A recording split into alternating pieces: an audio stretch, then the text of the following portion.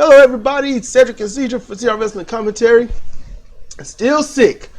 New Japan Pro Wrestling. He's getting better. G1 Climax 31, Day 7.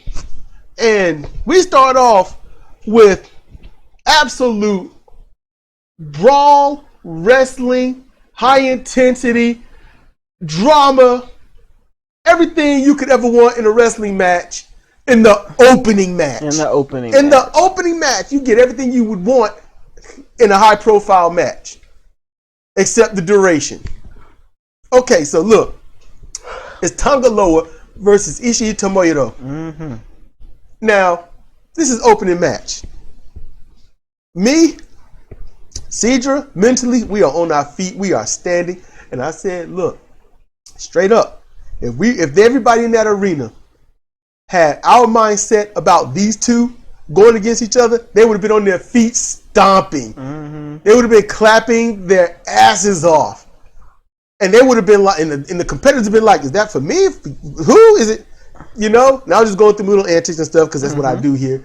But, you know, y'all don't get to see it. Y'all don't get to hear it because y'all don't want to hear us do this commentary in real time. I don't know. It's up to y'all, you know, but I figured you'd rather have us sum it up. Yeah. So, look, this match, let's just get to it. For these two, we go through the whole entrance, all right? That's what we watch. We love G.O.D's music, all right? We love how they come out to their theme. We love how they can't wait for that bass drop to hit. And then Ishii's music is just, when it hits, you know the battle is coming. Mm-hmm. You know it's about to be something. It is what it is. All right, and look, before the match even got started, I said there ain't but one thing wrong with this G1 because Cedric noticed that how everybody is distributed evenly in this G1. In the blocks, yeah. In the blocks. In years past, it was you have block A and block B, and it'd be a block that was fire. You'd be like, oh man, this match and this match is gonna be so good. Another block, the other block, you'd be like, okay, you know, we'll see. The other black. What? Shut up. What? And so. But for this one, I'm into that shit.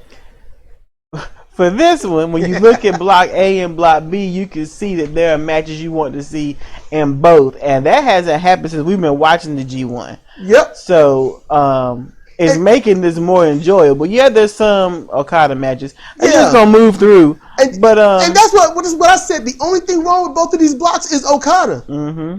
I don't like that boy. Fuck him. I'm just serious. I'm tired of him. You know, and if he went away and came back in 3 years, it'd be too soon. If he came back in 6 years or ever, it'd be too soon. I can't stand Okada. I respect him as a wrestler. I respect him as a human being. I love that he does wrestling, but I don't want to see him. He would have to change his entire moveset and act like he give a damn to be watchable. Yes. You know, that thing we have not asked of anyone else. These two, hey, Tanga Loa, Ishii Tomohiro, they opened up with probably one of the longest winded 1-2 exchange without fail, with precision, back and forth. And let me tell y'all something. What we learned in this match, Ishii, he loves Tanga Loa. That's his buddy. He got respect for Tanga Loa. He didn't do a lot of things that he does other people. He didn't go to chopping him all to hell. He didn't do the throat chops. He didn't do the back and forth chop, elbow to the thing in the corner. And we've seen him do that in opening matches. And he didn't treat the person that he was wrestling like they ain't shit.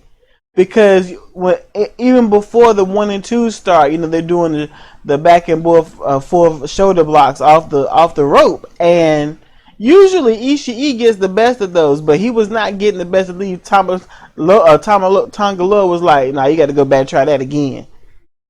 And it was a challenge. Yes. It was an actual challenge for Ishii's toughness. And I think he probably knew that going in because they face each other, you know, opposite, you know, tag teams and shit like that. Yeah, but never one-on-one like this. Yeah, not a grand stage. He had a feeling that it was going to be worth his while. And it was because, you know, Ishii wasn't the biggest dog in the yard. But And they're the same type of wrestler. They're the same type of battler. It's not like you're dealing with a technical wrestler and a brawler or a grappler and something else. No, they're both hard hitting with some technical in there. Preach that shit, Cedra.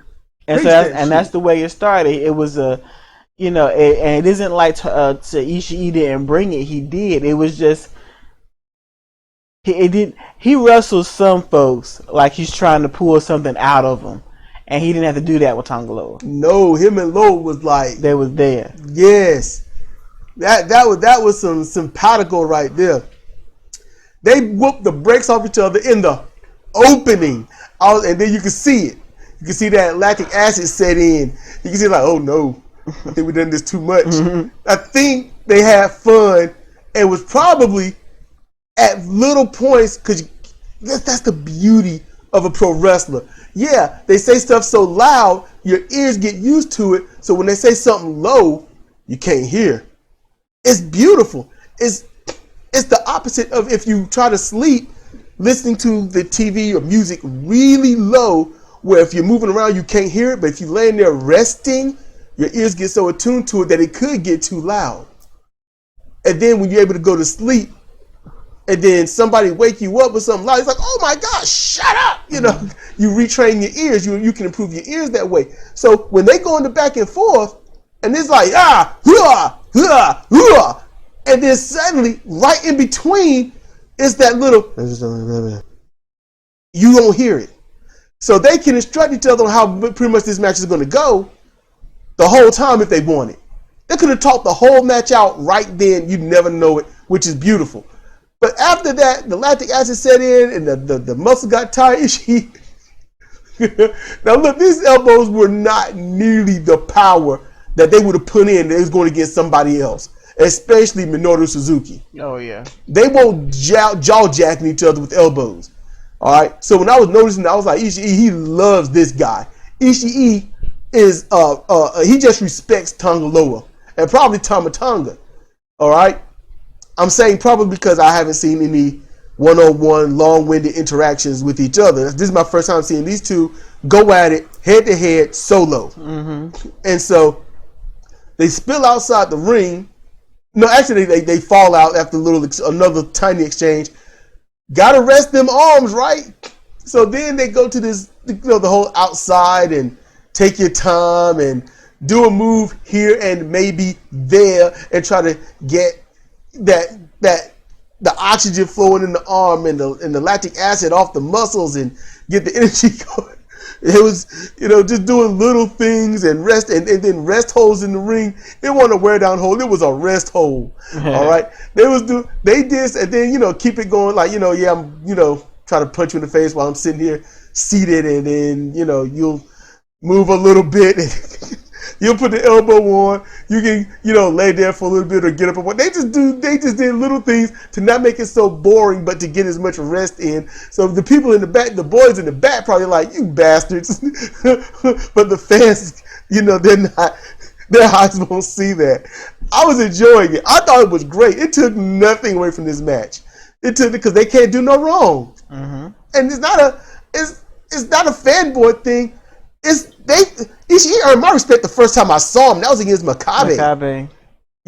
And Tonga Loa is the new Makabe for him. He's yay. Ishii was in yay mode. He was happy. He was there. And then ultimately they get the thing rolling. They get a few more exchanges. They start getting their shit in. Tonga Loa hit a nice clothesline and exploded off the corner, but he was still tired. So it took him a little bit. Mm-hmm. Ishii got a nice, not delayed, but just a superplex where he jumps backwards. I think that's awesome. Yeah. And when Tonga Loa was hitting Ishii with moves and power slams, Ishii sold like it was death. And it made sense because he hit him, he grabbed him and slammed him to the post outside. Yep. And hurt his back. So every time he landed on that back, Ishii was like it was over. And Ishii don't necessarily do that for other people. Some he do, most he don't. Well, it could have hurt. It's gonna really hurt. And Tonga Loa, nothing's happened to his arm the whole time, but he took that superplex off the rope. He was holding his shoulder. Yeah. And they power bombed each other, clotheslined each other, elbowed each other, kicked each other. You know, Ishii set him up for that sliding lariat or elbow, whichever one he was going to do. Yeah. And Loa quickly pulled on a drop kick that you haven't seen him do in ages. Yeah, and he nailed Ishii. Ishii was not expecting that. It was nasty. Yes, and Loa looked on his face like, did I just do something? Because I'm telling you something, you can do something and you kind of know what you did, but it's sort of an out of body experience feeling. Because your body acts. Yeah, faster than your mind or eyes can think or see. Mm-hmm. And he was just kind of looking like, man, did that happen? And so the match keeps going, and I'm enjoying it. I'm supposed to be playing Final Fantasy trying to get these spells learned on Blue Mage, but I'm too busy watching the match. And damn it, they keep going, and they battling, and I'm into it. And then Loa's like, I'm going to hit you with this suplex. And Ishii's like, nope, brain buster. Mm-hmm. And it was a beautiful, and look, before that, Ishii caught Loa with a headbutt, but it was a soft headbutt. I've never seen Ishii deliver such a gentle headbutt to anybody. Mm-hmm. I've never seen it. Never. I was like, he loves Loa. And then Ishii hits him with that brain buster, and it was, I'm going to tell you, it was as technically sound a brain buster. It was a Killer Carl Cox style brain buster. It was perfectly done. And he dropped him. It was absolutely safe, but it looked devastating. Mm-hmm. And that's what you want. It looks devastating, but it's unmitigatedly safe. And he got the 1, 2, 3, and it was over. And he laid there like, good grief. Mm-hmm. And Tangaloa, of all people, he looked so disappointed. He really did. He sat up and the look on his face was like, oh man, I wanted to hug that man so bad. I was like, oh man, come on, I wanted to hug him. Just an ounce of me was like, Ishii, you asshole. I felt so bad. I was like, Tangaloa, this is first G1. You know? I'm like, let him win some. You know, the only win he's going to get is over Naito, who got injured, that he would have lost to if he wasn't. How do you think that makes him feel? You know? He won one. Huh? He hadn't won one yet. Not that I've seen. Not that I can remember. I can't remember who he wrestled. Okay. I haven't seen him win shit. You know, I think he won the Nagata match, but that was his opening replacement because of Naito. Didn't he beat Yujiro? He went against Yujiro, didn't he? Yeah. Yeah, he beat Yujiro. Okay. I remember why, Jado? Yeah. Why? And see, this brings me to another point. In that match, Jado got involved. Okay, there was some cheating when it was him versus Yujiro. Now, I don't know because wait, no. The Jado wife, that was Yano. Yano? You sure? Yeah. That was Yano when he hit Loa in the back at the corner and then threw it to Jado. And he's like, why? You know, and that's when he got the low blow and rolled him up. 1, 2, 3. So he lost that match. So yeah, that's what that was. All right then. But okay, I can still make this point. It's okay. Jado comes out there with him, but Jado wasn't a factor unless it was Yano. You got to cheat with Yano. It's like if you're not, you just Yano, he's a walking cheat mode. He's gonna cheat, so you might as well be prepared. Because Yano, he can't be evil Yano, which is what Zemo times 2 and I was talking about. He can't be evil Yano, so he's got to be super cheat Yano. So, I like the fact that Bullet Club, Tangaloa, and Tamatanga, they're heels, yeah, but they are putting all of the need for heel work to happen in exchange for the fact that this is the G1. It's a goddamn tournament, and they've come for business. Yep. And I love that because it's like, yeah, we're heels, but they're also doing the fucking work, which is part of what pisses me off with Evil because he ain't doing the work. Hey, Evil, your ass ain't come that far where you can fucking coast, you little motherfucker. No. Don't make me look stupid. All right, put your hair blonde. You trying to be like Okada? Fuck that shit. Better act like Watanabe and work your ass off. Man, I'm just saying, I couldn't be in charge of New Japan. I'd be like, hey, what you doing, son? Nephew? You know, you need to act like you want to fucking win. You know, coming out there all that bullshit, cheating, and then lackadaisical shit and trying to get... Man, you trying to... Look, I will fire your ass and won't nobody miss you. You know, I'll replace you with, you know, John Wackadoodle Baba Ganoush. I'll replace the shit out of you. I'll replace you with some AEW fuck shit. I will ruin your fucking life, son. That's how I would be. Because Eva was the most promising person to let somebody down. Anyway, I got to say this. After Lowo lost, Ishii got up, he wanted to go over to him. Yeah. And then he was like, oh yeah, that's right. You know, heel, and I don't give a shit. You know, I got to remember that. So he turned and walked away. He had to turn quick. Mm-hmm. And Lower feeling so bad, the crowd sounded like they felt bad for him. And Kevin Kelly was trying to be uplifting. Mm-hmm. You know, that's how Tonga Loa, in the matter of just a few seconds, would switch to babyface. Because that was sellable. Yeah. That was real. That was legit. It wasn't like the other times where he lost and it's like, you know? Yeah. No, he looked disappointed. And I was... Tonga Loa could have kicked the baby down the street and made me want to shoot him in his brain stem. But after seeing that, I'd be like, look, I'm going to shoot you in the brain stem, but I got to hug you. Oh my goodness. So, I mean, aside from the fact that this G1, if you beat Tomohiro Ishii, that's a thing. You done won it all. That's how I see it. You done won it all. I beat Ishii. I done won it all. Mm-hmm. I'm done. What do you mean next week? No. I won. Because appearances, I ain't talking about physique and stuff. No. I'm talking about stature of the man. Ishii should be unbeatable. Mm-hmm. Ishii is like the tree of mass of New Japan. All right, you know who tree of mass is? That's because you don't watch CR Fire Pro Road. If you don't watch CR Fire Pro Road, then why did you watch anything at all? Anyway, exactly. You know they bring it on the road. Yeah, I don't know what's up with TV. We strong, but fuck. What's this we shit? I'm on the road too. I became champion, and I got my ass handed to me. So you know what? You know. It was like, you good? Now it's time for reality. I'm like, shit. So, hey, look, a whole lot in this opening one. It's going to be shorter for the next ones. You know, it's just, this is one of our dream matches. And they to me, they practically tore the house down. They delivered. It was a good match. Yes, imagine, and I said it, this should have been the second to last or the main event. Mm-hmm. Now imagine if it was one of those two matches, how they would have shown up then. Yeah. Man. I mean, I'm just saying. What you would have had right then would have been like, look, the crowd would have been like, well, if one of these don't win the G1, I don't care about New Japan. Because we all know how they get down. You know? And I'm going to tell you, hey, Ishii. Ain't nothing wrong with you joining the Bullet Club.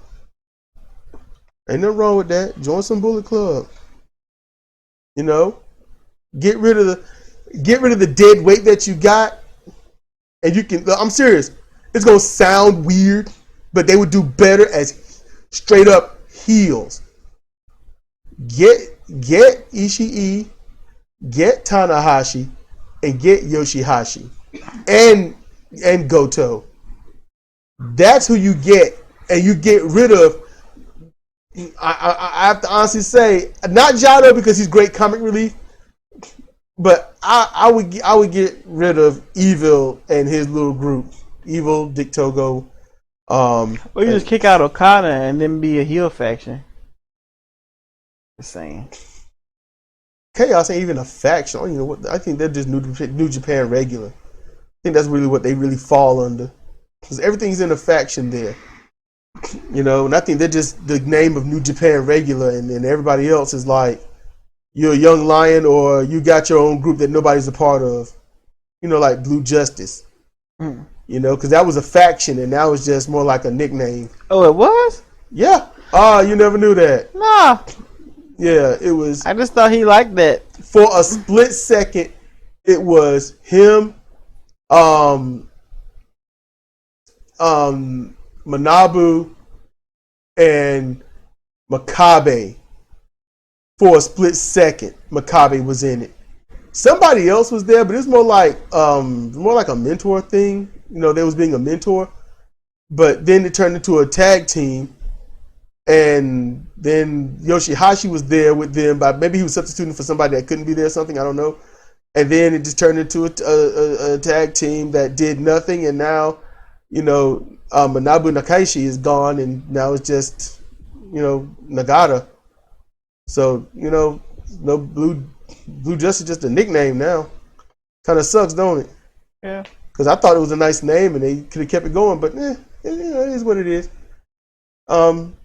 I think this match right here should have closed the show, truthfully, but Tongaloa, he done captured some hearts today, you know, and we're gonna capture some more matches. You know, it's been 20 minutes.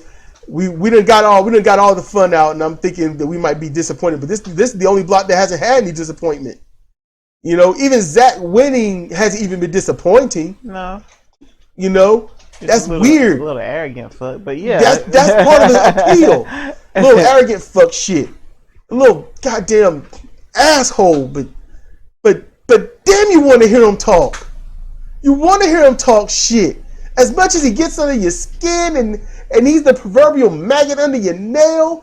And a big baby. Yes. You want to hear that shit. That's when you're a good heel. Yeah, fuck you. Go to hell, but I want to hear you talk so I can say fuck you. That's about the appeal he got to you, ain't it? I want to hear you run your shit so I can hate you more. I can go without him talking sometimes. Like, cause you heard me say I don't want to hear you talk, and I move on. It's comical sometimes.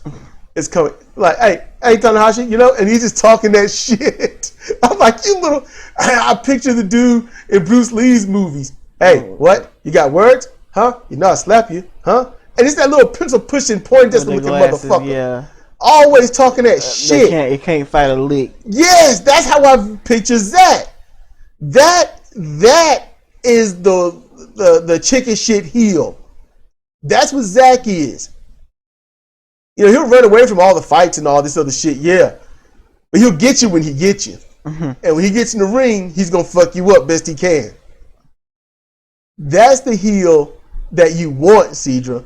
But everyone else go too far and do that little sniveling shit.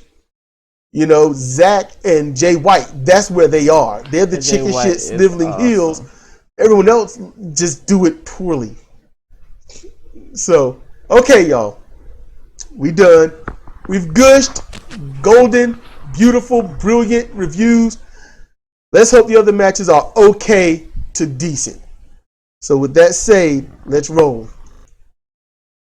Next match, Greto Khan versus Zack Sabre Jr. And man, it was better than the first match. It was good. I didn't know what to expect from this match. Me neither. Because, you know, this is we've never seen them face each other before. So the match got started, and what we've always pointed out about Zack is he transitions all the time. So he'll put you in one move, damage, and then while you're reeling from that pain, he puts you transition to another submission move and works something else, damage, and you're reeling from that pain, and he transitions to something else. He never stops moving. He's always in motion, which is one of the, you know, why it's so difficult for folks to deal with him. But in this match, that is what O'Khan was doing as well. So Zack is trying to be in perpetual motion, trying to get the upper hand, to get a hold of a limb to do some damage. And Great O'Khan was doing the exact same thing. He didn't do what Sonata did. Sonata was like, okay, I'm going to master getting away from you. No, Great O'Khan was trying to also get a limb of Zack's to do damage. So that means that nobody was really getting a hold of anybody for an extended period of time in the beginning of the match. And it was wonderful because no one has been able to go with Zack like this in New Japan yet. Those who have gotten the upper hand have done so differently, not trying to do the same thing that Zack does. I enjoyed watching this catch as catch can match. You know, they didn't come off the ropes. Nope. there was no pro wrestling except for a few strikes. Yeah. But I didn't see a suplex. No suplexes, no slam, power bombs, no no slams, slams, no DDTs, no hammer throws to the turnbuckle. They wrestled. This was almost perfect World of Sports style wrestling. It was great. World of Sports, originally, you're not going to see any strikes. It's going to be like what you saw the opening, just tussling and grappling, and you get, I think, 2 rope breaks originally, but 3 for leniency, 1 for extreme. I enjoyed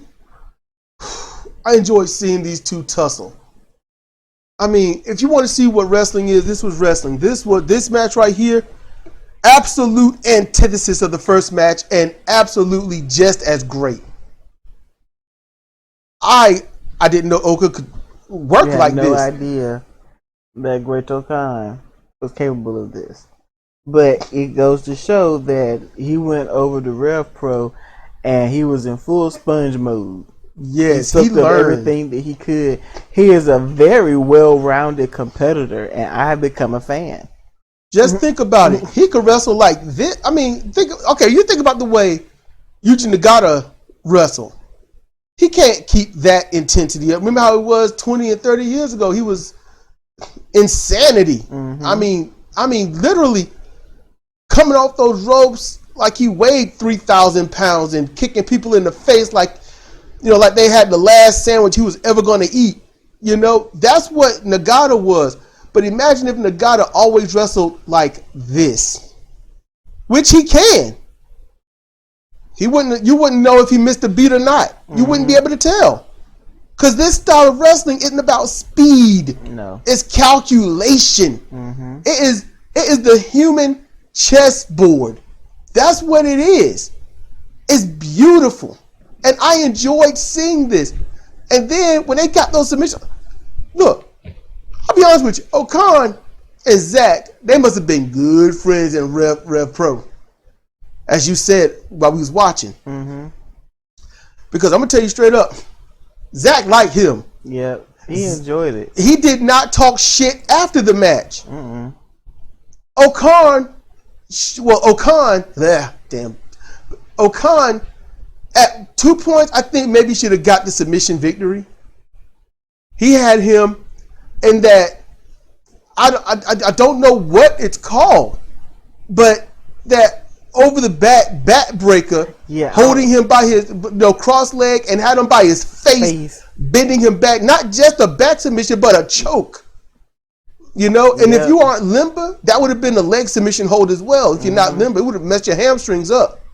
All right? He had Zach. And he was bouncing and the ref was checked. I'll be honest with you, if Zach submitted, it would have made sense. It would have made sense because that was nasty. It really was. So that kind of exposes it a little bit. But I'm just saying, if you see that move, you'd be like, wow. And then I love no, we were wrong. Sorry, there were strikes. The Mongolian chop, the European uppercut. Then he was hurt from the Mongolian chops. When I'm saying strikes, I'm talking about elbows and smacks and punches and all day and all night. No, it was used as transitional points. Mm-hmm. It wasn't, but we said no strikes, and that's erroneous. Mm-hmm. So there were strikes, but it wasn't a striking match. They was used as a transitional. Let's chill for a second. And and you can see, of course, the power difference between Great Khan and Zach. Zach just doesn't have any power. I mean, if he catch you the wrong time when it's European uppercuts, it's gonna make you stumble back. But he was just bouncing. He was bouncing off Oka, and Oka had his hands behind his back. And, Zach gets pissed off, so he puts his hands behind his back, like give me your best shot, and he does with them jumping, screaming Mongolian chops that I've come to love. Sound like a damn lunatic. He sound like a lunatic. He jumps and screams. And I like in the opening when Okan got a hold of his leg and Zach scrambled and hollered to get to them ropes. Yes, scrambled and hollered. But the match did conclude. Look, Oka put on some good submission holds. That he had him doing the octopus stretch, and he was bending Zach's arm back further and further in an unnatural way. The shoulders should not go, and Zach did not tap. If he was not as flexible and as limber as he was, he certainly wouldn't have won that match because he would have tapped. He would have tapped and had a broken shoulder. It would have been all torn to pieces. And then he had him in it and had the iron claw on it as on him as well. Mm-hmm. And then later he had the iron claw on and the strangulation. And I'm like, maybe the ref should break this. Yeah. But he had it and the ref was checking.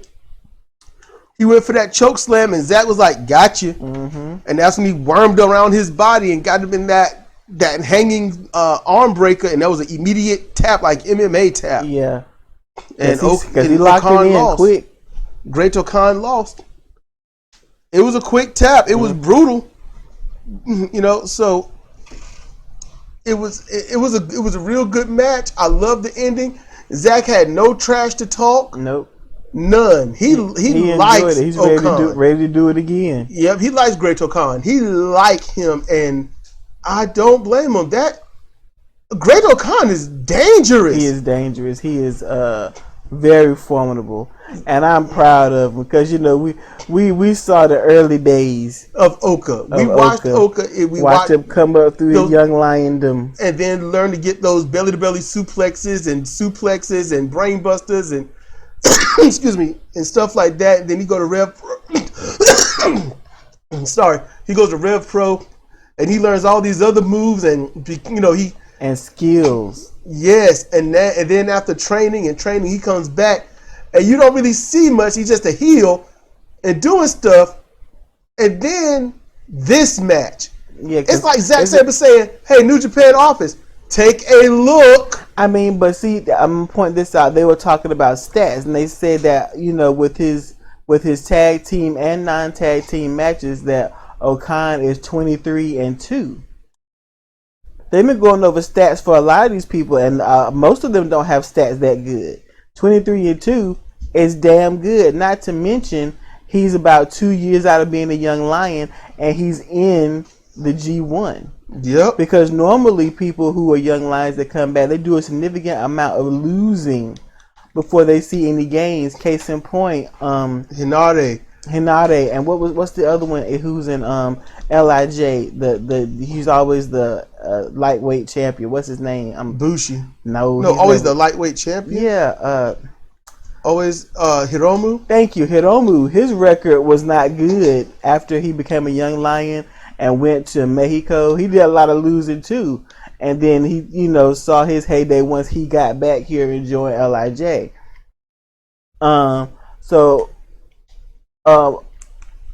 Oka, who is now the Great-O-Khan, has been doing exceptionally well.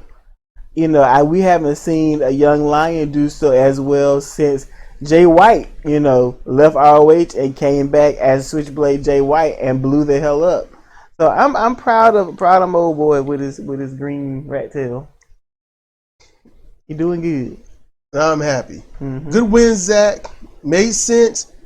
But looking back, but the next time might not go this way, and it might not go in Zach's favor. Yep. And you can't say that about most of Zack Sabre Jr.'s match. Usually it's like, oh yeah, he gonna win. And Great-O-Khan got a win streak going. Mm-hmm. I think this is his first loss. Yeah, it is. So if Zach loses one, it's gonna have to come down to a tie. Mm-hmm. And they're gonna have to settle that tie. So it's something to look for. So we got more matches coming, y'all. But I hope y'all enjoying this. This coverage of G1. This is actually good. Mm-hmm. The only problem is Okada, but other than that, this is so far good. So let's roll. All right. So we got Yano Toru versus Ibushi Kota, and this was. Look, Yano's scary. Yano's scary. Look, Yano can't be heel Yano because they rather him be a jokester, because heel Yano, as Zimbo and I was talking reply to day 3, heel Yano is dangerous, and that guy would be unbeatable. And I told him that's natural. That Yano is natural. But yeah, he tried to get Ibushi counted out, put the bag over his head. And Chris on commentary is, oh man. Chris on commentary is like the second did a run in. That was funny. That was funny. They get the bag on him tight, wrapped him up in the ring apron. Ibushi was able to get back in the ring in time, and then they started, fighting per se, and then Yano's trying to get him tied up by his feet on the outside, and Yano was getting counted out, didn't notice it, had to get back in. Ibushi was like, I got him this time, because on 17, he kicked him into the fence, and then Yano got back in, just in the nick of time. And Ibushi's like, okay, we're going to do this. So they get started. Mm-hmm. Yano's doing chop blocks, to the upper thigh or hip area. Hip. And taking them down to pins and stuff. It was good. It was a good match. It was really short. Yano got some of his stuff in. Ibushi didn't get any of his stuff in, but he got that, Izui Gamagoye in. And then he got the Kamigoye in, after the Bomaye. And he got the 1, 2, 3. Yep. And then when the match is over, Ibushi being playful, he went and put the second over Yano's head and pulled it a little tight and then crept away. Yep. Like a thief in the night. So it's what it was. Hey, look, it's like a 1.5 or 2-star match, but it was entertaining. Yes, and that's what you want. Are you not entertained? So yeah, he did a good job. Mm-hmm. Yano showed though, man. I could have got the pin at many points. Yep. I like Yano. I do. I like Ibushi. This was as crazy as it is. This should have been the first match. Yeah, it should have been. But it was so damn entertaining. I can see why it'd be in the middle. It should at least been ahead of the Zack Great Khan match. Yeah. But I think this is just to cool it down, chill everyone out, reset. Now we got some other epic matches. It's sort of that cool down phase. Mm-hmm. Like music. You get a good start. You listen to the first and quarter and a little bit of the next verse. Get that breakdown in the middle. It's all cool style. You're like, oh man, yeah. And then they bring it back up, and that's what they're doing with this. And it's a good thing to do. I like it. So, hey, we got what, 1 or 2? We got 2 more matches? Yeah. So, let's roll. Okay, everyone. Main event. Kenta versus Takagi Shingo. And, how can I say this? This match just wasn't for me. It's strange. It wasn't boring. It had great spots. But, how can I say this? They're trying to make Takagi look powerful by damn near injuring him. Yeah. And that's just not bright. Because Kenta started this out like it was some serious bad blood. And they skipped the warm-up. They skipped all that and went right into the meat of it. Game over, the omoplata crossface was applied probably within the first, 40 seconds of the match. Mm-hmm. And they got their shit in. They did everything. They got everything in. And Kenta was like, I'm finna go full super heel mode, exposing the corner and that being used, even used against him at a couple of points. And getting chairs and quote unquote concertoing the arm. And I'm like, I get that you're the heel, but this isn't a Kenta calling. This isn't a Kenta thing to do. Kenta don't necessarily do this. Somebody else was booking this and told them to do this spot. Because Kenta is a different type of heel than this. Because if so, he would have done it multiple times in the past. And while he was doing it, my first thought, I saw it and I'm like, damn, that looked like it's painful. And that's I didn't have any emotions about it. It's more like, damn, that looked like it hurt. Damn, Nature, you scary. That's where I was. And I'm like, now how they gonna make Takagi come out of this and look like a beast? Because if I am in a fight and someone is beating me down enough that they could actually set this up and slam one chair onto my arm while my arm is on top of another, my arm is done. Yes. It's over. And he gives him in game over. Takagi doesn't tap. So that don't make any sense. Yeah, I kind of thought that he should have tapped. Yeah, he should have tapped. Takagi can practically do no wrong to me, but he should have tapped. Kenta should have went over on this match. Kenta should have been like, I'm gonna get these points no matter what. You see what I did to him? Wait until you come against me, whoever is next. And then after that person. That's what it should have been. This Kenta by himself is doing what Evil should be doing. Yes, exactly. This is stuff Evil should be doing. With no help from Dick. You don't need Dick in your life to get ahead. But this is what it should be. But then, the match keeps going. It goes, they get more shit in. And then Kenta gets hoisted by his own petard in the corner. Last of the Dragon hit spot on perfect. 1, 2, 3. Shouldn't have been able to live it for Last of the Dragon. But then again, Last of the Dragon is more back work than arm work, so okay. But then after he's selling the arm, but he should have been selling it after he got his arm messed up with the chair. He should have been selling it then. He should have been selling it whatever he wanted to strike after that. Anything he wanted to do using his arm, he shouldn't have been able to work. Should have come at it from a different angle or something. That's how that should have been. And then Cedric was like, he ought to hand that belt off to the young lion and take care of his arm. And I was like, he can't do that because he's got to look strong. And I'm thinking, yeah, he's got to look strong after getting his arm wailed on and beat on, and yet, I'm straight up with you.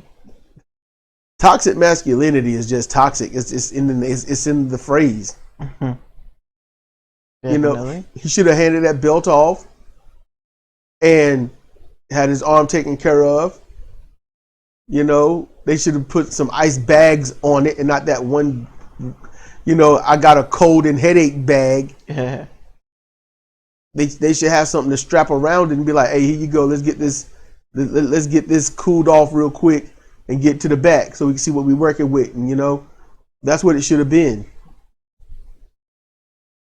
But, not looking at YouTube, not doing any of that stuff. I know Takagi went to the back, sat down, held his arm, talked some trash. Yeah. Sold his arm some more, got up and left. Probably with a limp. I don't know. So when your arm get hurt, you limp. I know, and I still don't get it. I know physically and personally, so yeah. I just think the last match, it wasn't boring, and it wasn't. It's stupid in how they are trying to do this, but it's not a stupid match to watch. It's still worthy of a main event, and I suggest watching it. It's good. It can pull you in, but then when you see stuff like that, it's kind of like, how are you still functioning? So they could have executed this a lot better. That's what I think. The attack on the arm could have been at the end. Okay, he gets the win. He got Last of the Dragon. Kenta slowly comes to, and it's like, you know what? Screw this. You won't win another match. Attack the arm. So, there are lots of ways to do it. Kenta's going to lose. Okay, fine. It's booked for him to lose. So have him lose and then whoop the shit out the champion. And then you got some drama. Instead of this, where he fucks him up. And then after he gets the win, well, there's no drama. I done won. You can't say, oh, you tried to hurt me with the chairs. You tried to break my arm. I'll get you back. No, you got him back. You won. You won the match. He's humiliated. Very humiliated. You don't look strong when you can use steel on steel with somebody's arm and then lose. If I come to you and hit you with a baseball bat and I lose the fight, there's a problem. You know, because it ain't no movie with me. It hit you with the baseball bat again and again. They're gonna hit you and drop it. Pap, you fall over. I'm like, yeah, and I drop it and then let you get up. That ain't happening. I'm gonna hit your head. You're gonna drop and get your knees too. You ain't chasing me down. In the movies, they might as well just hit them with the bat and drop their address and the list of their worst fears and walk off. Pretty much like this match was. I didn't hit you with the chairs. Here's a list of my fears. Here's my address. Come and get me. I'll be there being your bitch. just how it looked to me, you know. And CJ, go ahead and chime in. Tell me what you thought about the match. You know, hey, this is just me. This is just Cedric's thoughts on it. This is just how I saw the match. They don't mean that's how it is. It's not how it's not a fact for everyone. It's just how it is for me. I'm a Shingo fan. Yeah, Kenta. And I'm gonna tell you, be honest with you, I dozed during parts of this match. You did. Yeah. Oh. Well, you've been up, you've been active, didn't get much sleep, and you're still sick. You think that all factored in, or was it just something about the matches that says snooze? I think everything that you just listed was a factor.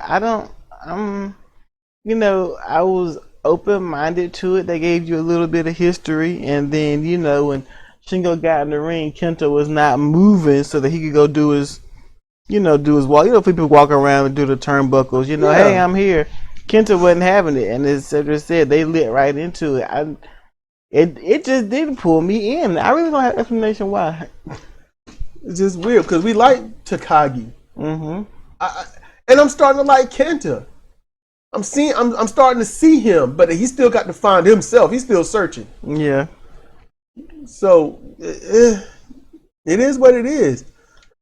But I'll tell you this: it's a match where we're like, but then like Okada, where we're like pissed off and don't want to watch it and skip to the end. No, it wasn't like that. I just fell asleep. Yeah, it's just one of those. For y'all, for you listening, you might be like, man, this was amazing. And I'd be like, you're right. It's just for us, it just won't. Yeah. You know? So Shingo won. Yeah, he didn't look like the winner. But he won. You know, that's how it is. Yeah. It is what it is. Mm-hmm. So, we're going to get up out of here. It's been Cedric and CJ for CR Wrestling Commentary, New Japan Pro Wrestling, G1 Climax 31, Day 7. Thank you for your time, patience, and energy and stuff. You could have been listening to anyone, but you chose to listen to us, so we're very appreciative of that. Be safe out there, mask up, glove up, keep yourself safe and everything like that. So with that said, good night, everyone, and see you next time.